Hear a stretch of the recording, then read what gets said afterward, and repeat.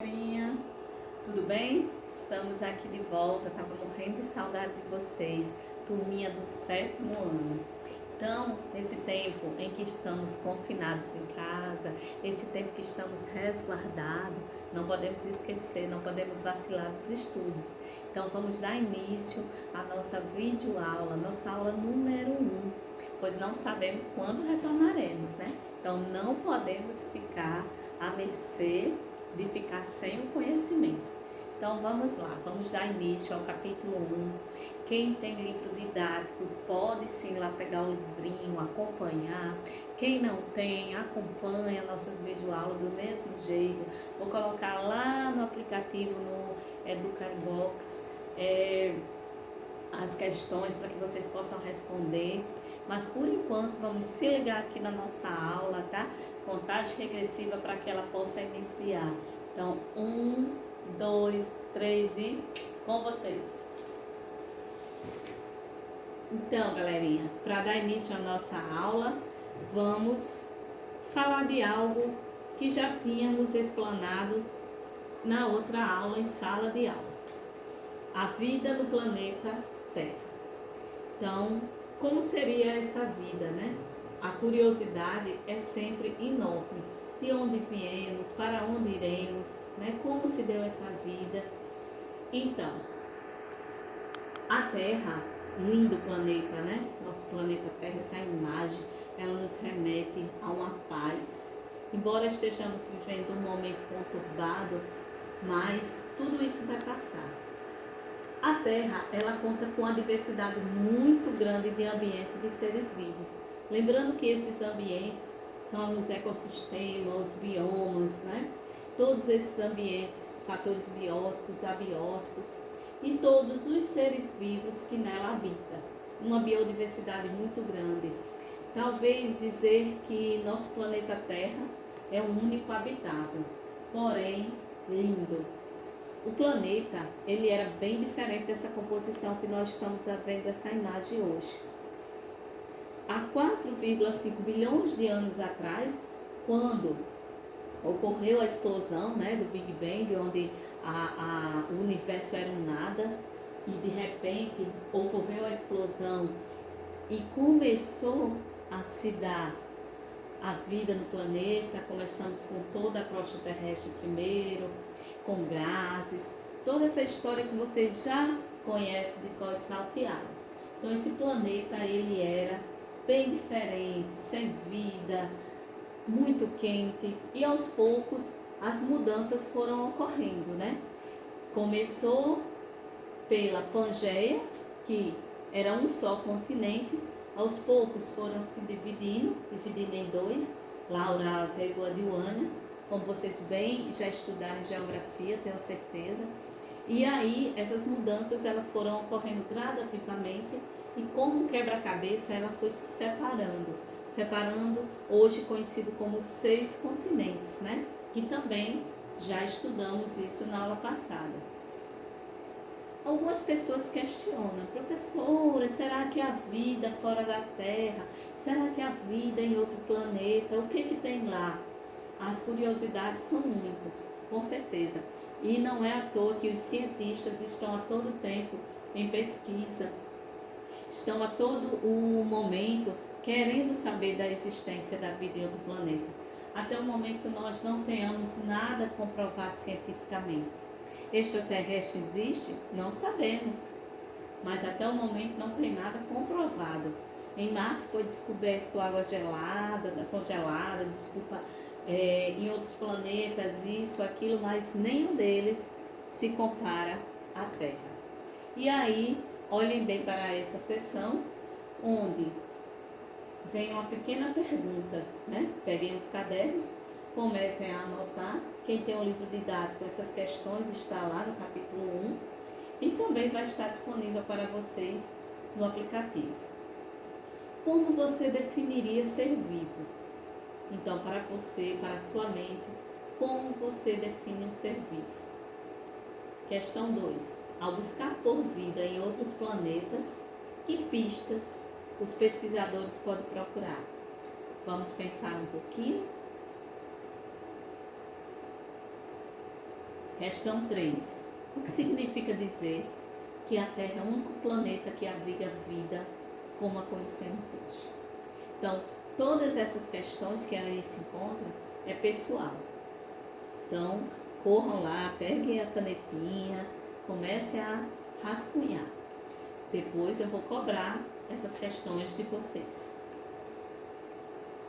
Para o ser vivo, ele ser considerado vivo, ele ter vida, é necessário algumas características comuns.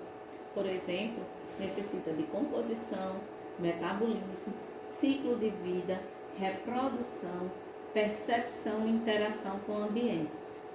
E acima de tudo, das células. Então veja que, quanto à composição, todos os seres vivos apresentam composição química semelhante. Ora, preciso ter uma composição química semelhante ao outro, seja ele vegetal ou animal. Neles são encontrados componentes como água, açúcares, proteínas e ácidos nucleicos. Esse nome parece um pouco estranho, ácidos nucleicos. Talvez vocês ainda não tenham ouvido falar nele, mas o ácido nucleico ele forma um material hereditário que é transmitido entre gerações dos seres vivos. Podem ser de dois tipos, o DNA e o RNA. Também já falamos em sala de aula sobre os dois, né? Lembrando do DNA, ácido desoxirribonucleico, e o RNA, ribonucleico. Lembrando que aí é onde se concentra todo o material genético. Quanto ao metabolismo, todos os seres vivos, eles apresentam um conjunto de transformações químicas. Então, muitas vezes, depois do almoço, a gente cai um pouquinho esse metabolismo, começa a ter uma preguiçazinha, não dá mais aquela coragem de estar levantando. Por quê, né? Porque o metabolismo, ele está relacionado com a produção de energia. E nesse momento que nos alimentamos, esse metabolismo vai caindo após o almoço, novos componentes vão ser traçados e há uma necessidade de um descanso. Então, o metabolismo está justamente relacionado a essa produção de energia. Quanto ao ciclo de vida, todo ser vivo, ele tem seu ciclo de vida, que inclui do nascer ao morrer. Nós podemos dizer que o ser ele nasce, né? Depois ele vai crescendo, vai se desenvolvendo, depois ele vai reproduzir, envelhecer e morrer. Então, aí nós temos o ciclo de vida de um besouro, né? Onde ele inicia sua vida em ovos, né? E aí depois ele já vai em formato de larva, depois de pupa, até que ele fica adulto. No ser vivo, ser humano, ele também nasce, cresce, né? Vai se desenvolvendo, depois ele reproduz, chega a envelhecer e morre. Muitos não completam o seu ciclo. Muitos chegam só ao nascimento e ao crescimento e morrem. Ou quebra uma dessas etapas. Mas o certo é que nesse ciclo existe um nascimento e uma morte. Quanto à reprodução, já estão cansados de saber, né, sobre a reprodução. Falamos em sala, estamos apenas revisando que todos os seres vivos eles são capazes de se reproduzir. Ora, teve vida, há uma reprodução. A reprodução ela pode ser assexuada ou sexuada. Reprodução assexuada, formam-se descendentes a partir de um único genitor. Professora, então é mais fácil falar assim. A reprodução assexuada tem apenas um indivíduo. Tudo bem, mas lembrando que esse material genético, ele tem que ser idêntico ao do ser que se originou. Por exemplo, as bactérias, né, elas têm uma reprodução assexuada. As samambaias, lembrando que também falamos nisso, as esponjas marinhas têm uma reprodução assexuada, as planárias, algumas por brotamento, outras por conjunção, né? Outras por simplesmente esporos, que é o caso da samambaia. E a reprodução sexuada acontece quando no ser vivo gerado há material hereditário de 2 genitores. A reprodução sexuada necessita de 2 gametas, masculino e feminino, para ocorrer a reprodução. Então, ser humano, né? Alguns vegetais, ou seja, a reprodução sexuada necessita-se de 2 indivíduos para ocorrer. A questão da percepção e interação com o ambiente. A percepção do ambiente influencia o comportamento dos seres vivos, permitindo o quê? Perceber ameaças. Ora, muitas vezes quando alguém se encosta, né, em nosso corpo, nós sentimos logo pelos em arrepiar, vai sentindo aquela sensação de que alguém está se aproximando.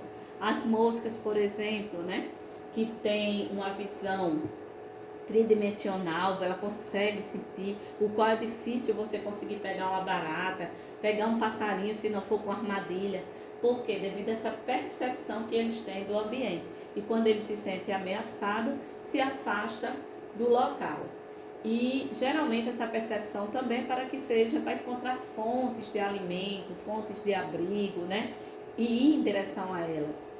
Outras funções importantes para a sobrevivência e reprodução de cada um. Lembram dessa plantinha que está aí à frente, né? Geralmente gostam de mexer com ela, muitas brincadeirinhas, batendo nela, e ela começa a se fechar. Porque a questão da percepção, a questão dela sentir o perigo, então ela se resguarda. É assim com alguns animais. E as células? Não estão mais importante que os outros, mas ela vai ser a base do nosso estudo durante todo o capítulo.